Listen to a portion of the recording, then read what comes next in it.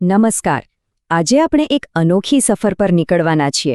આપણે માનવ શરીરની અંદર જઈશું અને દૃશ્યો દ્વારા એ સમજવાની કોશિશ કરીશું કે ડાયાબિટીસ ખરેખર છે શું અને તે કેવી રીતે કામ કરે છે.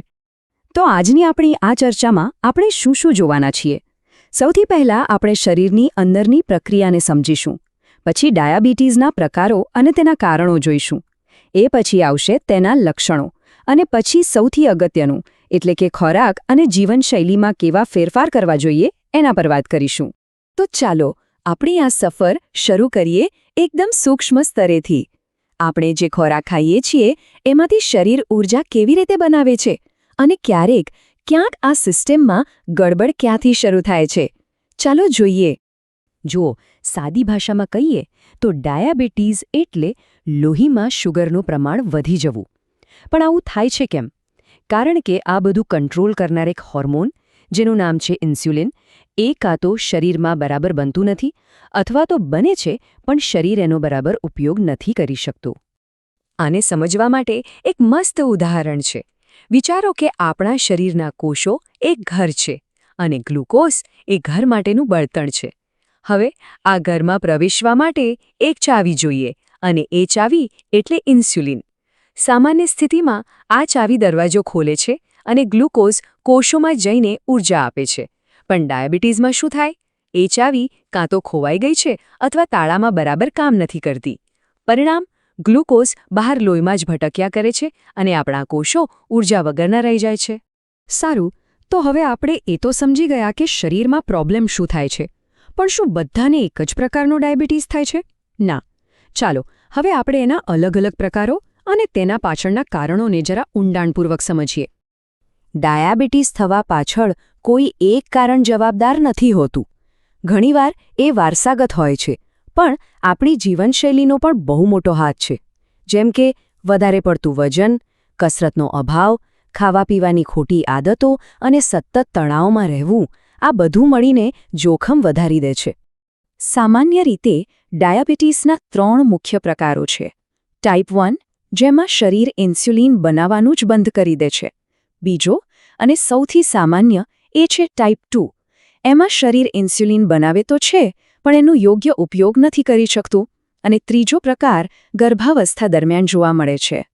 શરીરની અંદર જ્યારે આટલી મોટી ગડબડ ચાલતી હોય ત્યારે એની અસર બહાર દેખાયા વગર તો રહે જ નહીં, ખરું ને? શરીર આપણને અમુક સંકેતો આપવાનું શરૂ કરે છે. ચાલો એ લક્ષણો પર એક નજર કરીએ. આ એવા લક્ષણો છે જેને અવગણવા ન જોઈએ. જેમ કે વારંવાર પેશાબ જવું, ખૂબ તરસ લાગવી, ભૂખ વધી જવી છતાં વજન ઘટવું. આ સિવાય સતત થાક લાગવો, આંખે ઝાંખું દેખાવું અથવા તો કોઈ ઘા વાગે તો એ જલ્દી ન રૂજાવો. આ બધું લોહીમાં વધેલી શુગરના કારણે જ થાય છે. તો સમસ્યા અને લક્ષણો વિશે તો આપણે જાણી લીધું, પણ હવે સૌથી મહત્વની વાત, આના ઉપાય શું? અને ઉપાયની શરૂઆત થાય છે આપણા રસોડામાંથી, એટલે કે આપણા આહારથી. સાચો ખોરાક એ સૌથી શક્તિશાળી હથિયાર છે. અહીંયા એકદમ સીધી અને સરળ વાત છે. આપણે એવી વસ્તુઓ પર ધ્યાન આપવાનું છે જે કુદરતી છે, જેમ કે લીલા શાકભાજી, આખા અનાજ, કઠોળ અને માપસર ફળો. અને શેનાથી દૂર રહેવાનું છે? તો કે મીઠાઈઓ, ઠંડા પીણા, ફાસ્ટ ફૂડ અને મેંદા જેવી પ્રોસેસ્ડ વસ્તુઓથી. આ ફેરફાર બહુ મોટો બદલાવ લાવી શકે છે. હવે ખોરાક સિવાય પણ બીજી કેટલીક બાબતો છે જે ખૂબ જ જરૂરી છે. વાત કરીએ આપણી જીવનશૈલી અને યોગ્ય સારવારની, જેનાથી આપણે આપણા સ્વાસ્થ્યનું સુકાન પોતાના હાથમાં લઈ શકીએ છીએ. ડાયાબિટીસને મેનેજ કરવું એ એક સતત ચાલતી પ્રક્રિયા છે.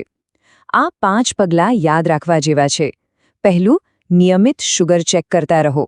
બીજું, ડોક્ટરની સલાહ પ્રમાણે દવાઓ સમયસર લો. ત્રીજું, રોજ ઓછામાં ઓછી 30 મિનિટ કસરત કરો. ચોથું, વજનને કાબૂમાં રાખો. અને પાંચમું, બને તેટલો તણાવ ઓછો કરો. આ એક વાત ખૂબ જ મહત્વની અને સમજવા જેવી છે. હા, એ સાચું છે કે ડાયાબિટીસને જડમૂળથી મટાડી શકાતો નથી, પણ એનો અર્થ એ નથી કે સ્વસ્થ જીવન ન જીવી શકાય. યોગ્ય સંભાળ અને નિયંત્રણથી એકદમ સામાન્ય અને સ્વસ્થ જીવન જીવી શકાય છે. અને આ બધું કરવું શા માટે જરૂરી છે? કારણ કે જો ડાયાબિટીસને કાબૂમાં ન રાખવામાં આવે તો લાંબા ગાળે એ શરીરના બીજા અંગો જેમ કે હૃદય, કિડની અને આંખોને ગંભીર નુકસાન પહોંચાડી શકે છે. એટલે જ સક્રિય રહેવું ખૂબ જ જરૂરી છે. તો આ બધી જાણકારીનો સાર શું છે? સાર એ છે કે જ્ઞાન જ શક્તિ છે. એકવાર આપણે સમસ્યાને બરાબર સમજી લઈએ તો એને કાબૂમાં રાખવાનો રસ્તો પણ મળી જાય છે. અને સ્વસ્થ જીવન જીવવાની શક્તિ આપણા પોતાના હાથમાં જ છે.